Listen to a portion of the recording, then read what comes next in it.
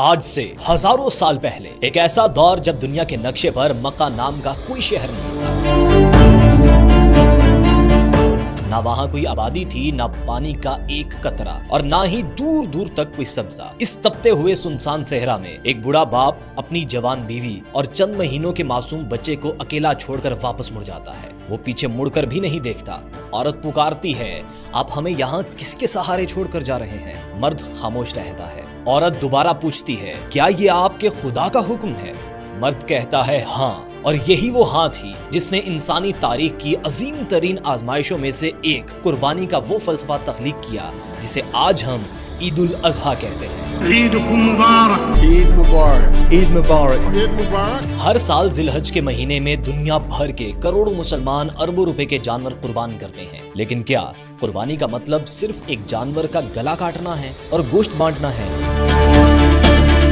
کیوں ہر سال کروڑوں جانوروں کے گلے کاٹے جاتے ہیں؟ اس قربانی کا آغاز کہاں سے ہوا؟ یہ عید کس عظیم ہستی کی سنت ہے؟ یہ کہانی ہے اس انسان کی جسے دنیا ابراہیم خلیل اللہ یعنی اللہ کا دوست کہتی ہے۔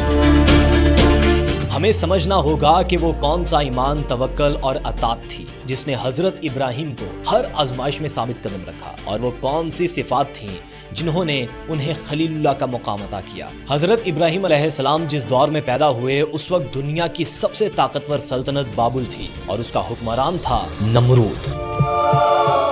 نمرود صرف ایک بادشاہ نہیں تھا، وہ اپنی طاقت کے گھمنڈ میں خدائی دعوے اور اختیارات کا مظاہرہ کرتا تھا، اور پوری سلطنت اس کے سامنے سجدہ کرتی تھی۔ میں خدا ہوں، مجھے سجدہ کرو۔ نمرود کے خلاف اصل جنگ اس وقت شروع ہوئی جب ابراہیم نے عوامی سطح پر بت پرستی کو چیلنج کیا۔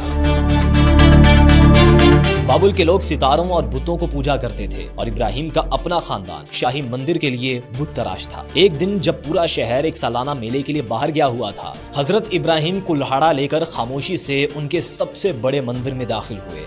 انہوں نے ایک ایک کر کے تمام چھوٹے بتوں کو توڑ دیا، اور کلہاڑا سب سے بڑے بت کے گلے میں لٹکا کر واپس آ گئے۔ جب لوگ واپس آئے اور یہ منظر دیکھا تو پورے شہر میں کوہرام مچ گیا۔ شور اٹھا کہ یہ کام صرف ابراہیم ہی کر سکتا ہے۔ جب انہیں نمرود کی عدالت میں پیش کیا گیا تو نمرود نے غصے سے پوچھا، ابراہیم، کیا ہمارے خداؤں کا یہ حشر تم نے کیا ہے؟ ابراہیم علیہ السلام نے حکمت کے ساتھ جواب دیا، نہیں، ان کے سب سے بڑے بت نے یہ سب کچھ کیا ہے۔ اگر یہ بول سکتے ہیں تو انہی سے پوچھ لو۔ یہ ایک ایسا جملہ تھا جس نے نمرود کی پوری سلطنت کی عقل پر تالا لگا دیا۔ لوگ شرمندہ ہو کر کہنے لگے، ابراہیم، تم جانتے ہو کہ یہ بول نہیں سکتے۔ بس یہی وہ اعتراف تھا جو ابراہیم علیہ السلام ان سے کروانا چاہتے تھے۔ حضرت ابراہیم علیہ السلام نے گرجدار آواز میں کہا، تو پھر تم ان کی پوجا کیوں کرتے ہو جو نہ تمہیں فائدہ دے سکتے ہیں اور نہ ہی نقصان؟ اپنی اس ذلت کا بدلہ لینے کے لیے نمرود نے کہا، ابراہیم کو ایسی آگ میں جلا دو کہ اس کا نام و نشان مٹ جائے۔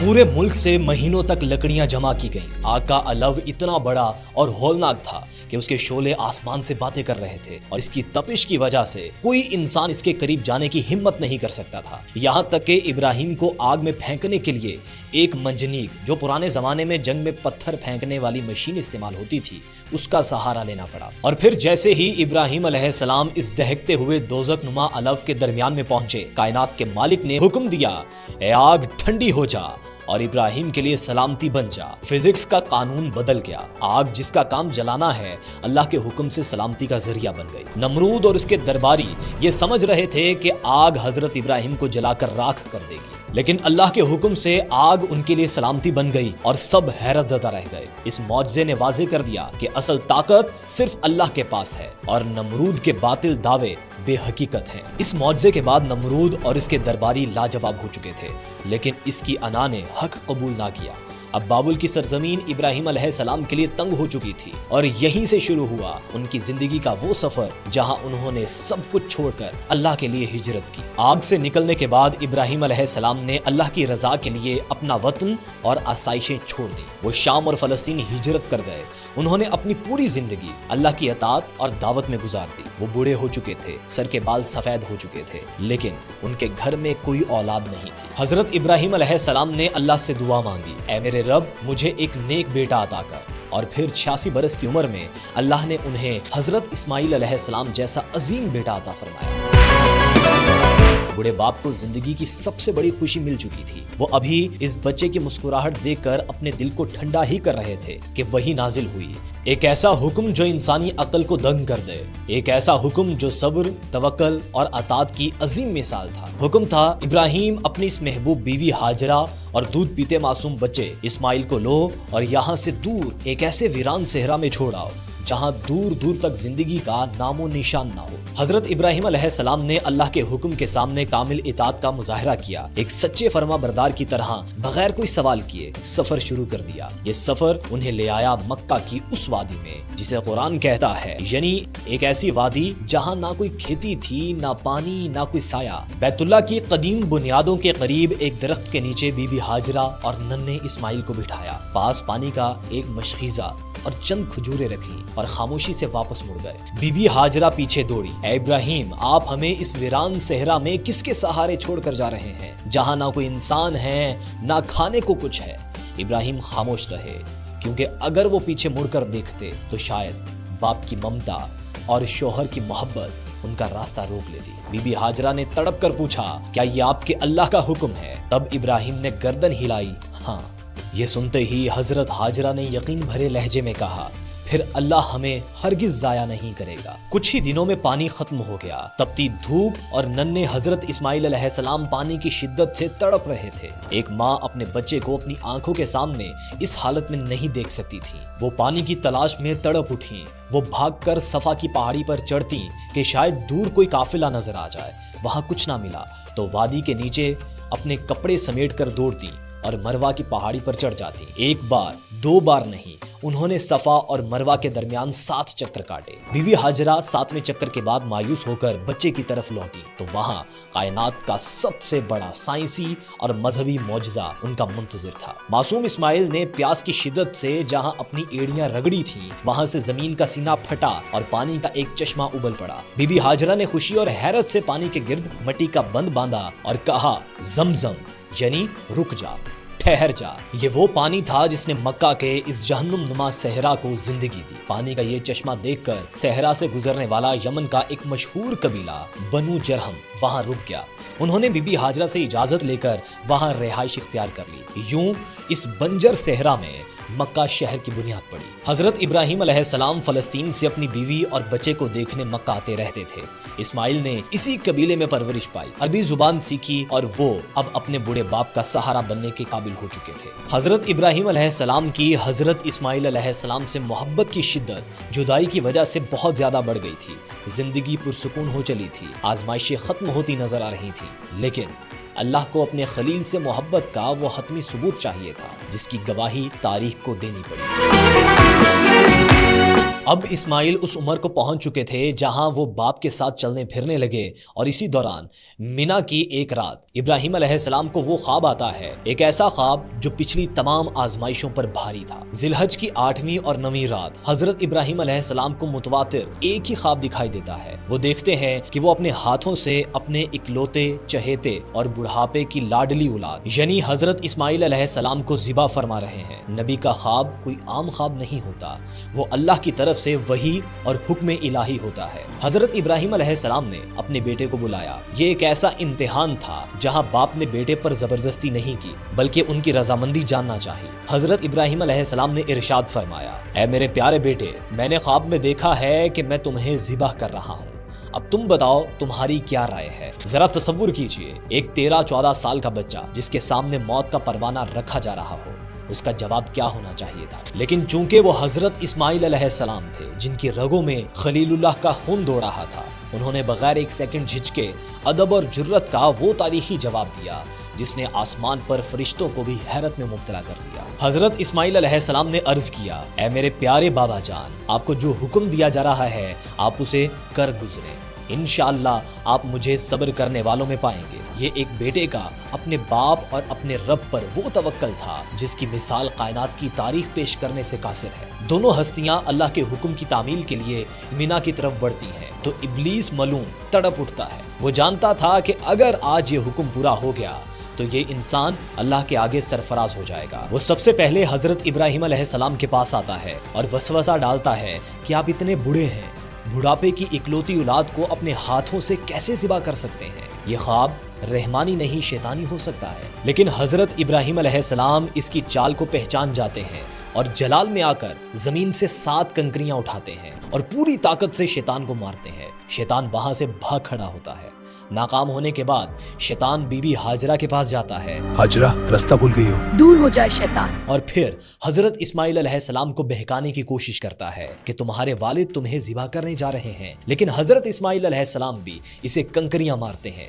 3 مختلف مقامات پر شیطان نے ان کا راستہ روکنے کی بزدلانہ چال چلی، لیکن ہر بار وہ ذلیل و خوار ہو کر پیچھے ہٹا۔ یہی وہ تاریخی واقعہ ہے جس کی یاد میں آج بھی حج کے دوران رمی جمرات یعنی کہ شیطان کو کنکریاں مارنا واجب قرار دیا گیا ہے۔ قربان گاہ آ چکی تھی اور محبت کا آخری منظرنامہ تیار تھا۔ حضرت اسماعیل علیہ السلام فرماتے ہیں، بابا جان میرے ہاتھ اور پیر باندھ دیجئے تاکہ میں تڑپوں نہ، اور اپنی آنکھوں پر بھی پٹی باندھ لیجئے تاکہ آپ کی ممتا کہیں رکاوٹ نہ بن جائے۔ حضرت ابراہیم علیہ السلام نے اپنی آنکھوں پر پٹی باندھی، دل کو مضبوط کیا، اللہ اکبر کہا اور تیز چھری حضرت اسماعیل علیہ السلام کے گلے پر چلا دی۔ انہوں نے پوری طاقت سے چھری چلائی، لیکن یہ کیا، کائنات کے مالک نے نمرود کی آگ کی طرح یہاں چھری کو بھی اپنا قانون بدلنے کا حکم جاری کر دیا تھا۔ چھری حضرت اسماعیل علیہ السلام کا ایک بال بھی نہ کاٹ سکی۔ جب حضرت ابراہیم علیہ السلام نے حیرت سے اپنی آنکھوں سے پٹی ہٹائی تو منظر دیکھ کر ان کی آنکھوں سے آنسو جاری ہو گئے۔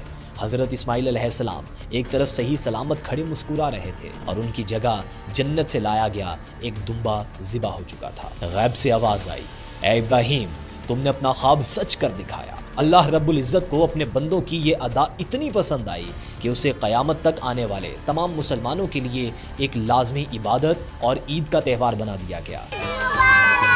جب حضرت ابراہیم علیہ السلام نے اپنے بڑھاپے کی پہلی اور اکلوتی اولاد کو بھی اللہ کی راہ میں قربان کرنے سے دریغ نہ کیا تو کائنات کے مالک نے ان کی اس بے مثال فرما برداری پر انعام کے طور پر ایک اور بہت بڑی خوشخبری عطا فرمائی۔ حضرت ابراہیم علیہ السلام کی پہلی زوجہ محترمہ حضرت سارہ علیہ السلام جو اب کافی عمر رسیدہ ہو چکی تھی اور ان کے ہاں کوئی اولاد نہیں تھی، اللہ نے فرشتوں کے ذریعے انہیں دوسرے بیٹے کی ولادت کی بشارت دی، اور یوں حضرت اسماعیل علیہ السلام کی اس قربانی کے انعام کے طور پر اللہ نے انہیں ایک اور بیٹا عطا فرمایا جن کا نام حضرت اسحاق علیہ السلام رکھا گیا۔ تاریخ گواہ ہے کہ حضرت اسماعیل علیہ السلام کی نسل سے کائنات کے سردار حضرت محمد مصطفیٰ صلی اللہ علیہ وآلہ وسلم تشریف لائے، جبکہ حضرت اسحاق علیہ السلام کی نسل سے بنی اسرائیل کے ہزاروں انبیاء پیدا ہوئے۔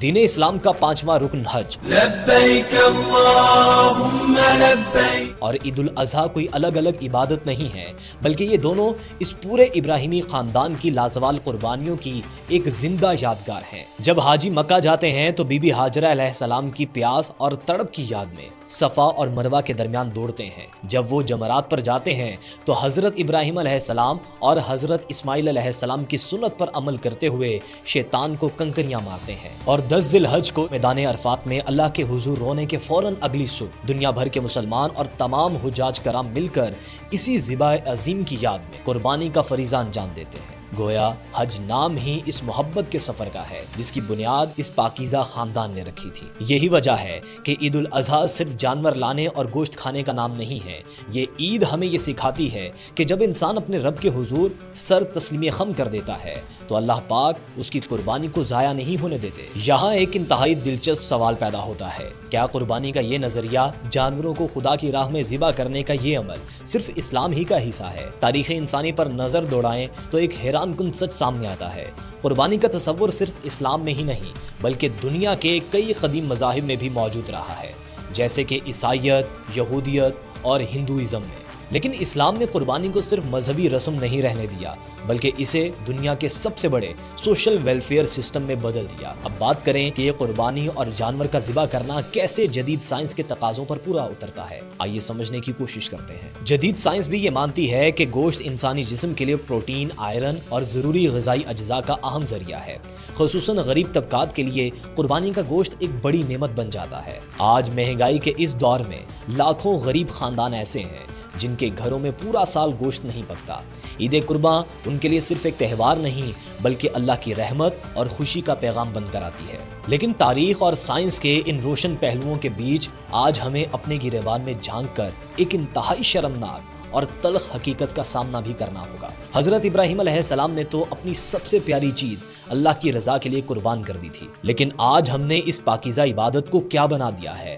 آج عید قرباں کے آتے ہی منڈیوں سے لے کر سوشل میڈیا تک ایک دوڑ شروع ہو جاتی ہے، جانوروں کا مقابلہ حسن کروایا جاتا ہے، کیمروں کی فلیش لائٹس چمکتی ہیں اور بڑے فخر سے لاکھوں اور کروڑوں کی قیمتیں اچھالی جاتی ہیں کہ دیکھو میرا جانور سب سے مہنگا ہے۔ یہ تو بہت مہنگا ہے۔ ہمیں سوچنا ہوگا کہ جب ہم مہنگے جانوروں کی نمائش کرتے ہیں تو ایک غریب باپ کے دل پر کیا گزرتی ہوگی جو اپنے بچوں کی بنیادی ضروریات بھی پوری نہیں کر پا رہا۔